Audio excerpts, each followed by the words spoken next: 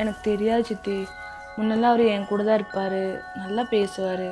ஆனால் இப்போ ஒர்க் முடிச்சுட்டு வந்தா என் கூட பேசுறது கூட இல்லை. எல்லாம் சரியாவுண்டி. நான் அப்பவே சொன்னேன் ஒரு தமிழ் பையனை பார்த்து കല്യാണം பண்ணிக்கோன்னு. നീ കേക്കലേ. എടാ നേരത്തെ ഇങ്ങനൊന്നും അല്ലടാ.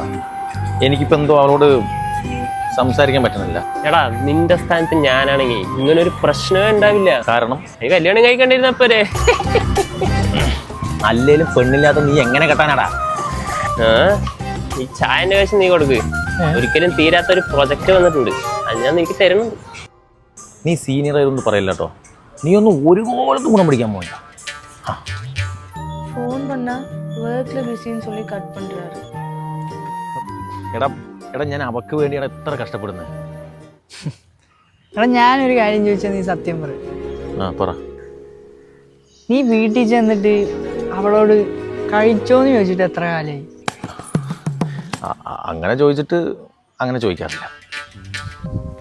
എടാ മോനെ, നിന്റെ ഈ ഈഗോ ഒക്കെ കളഞ്ഞിട്ട് ഞാൻ പറയുന്നത് പോലെ ഒന്ന് പറയൂ.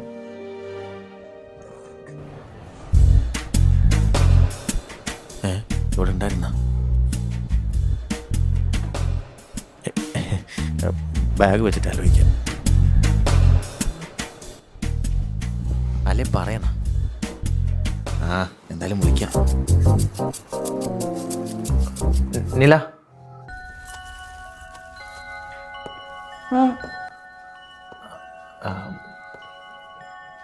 நீ சாப்பிட்டியா? இல்லை, நீங்கள் வந்து ஒன்றா சாப்பிட்லான்னு தான் வெயிட் பண்ணிட்டு இருந்தேன். சரி வா ஒன்றா சாப்பிடலாம். போயா?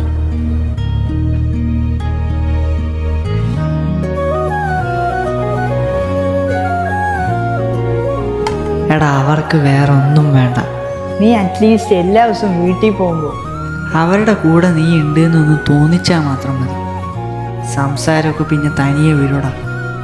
അതിപ്പോൾ ലവറാണെങ്കിലും ശരി, ഭാര്യയാണെങ്കിലും ശരി.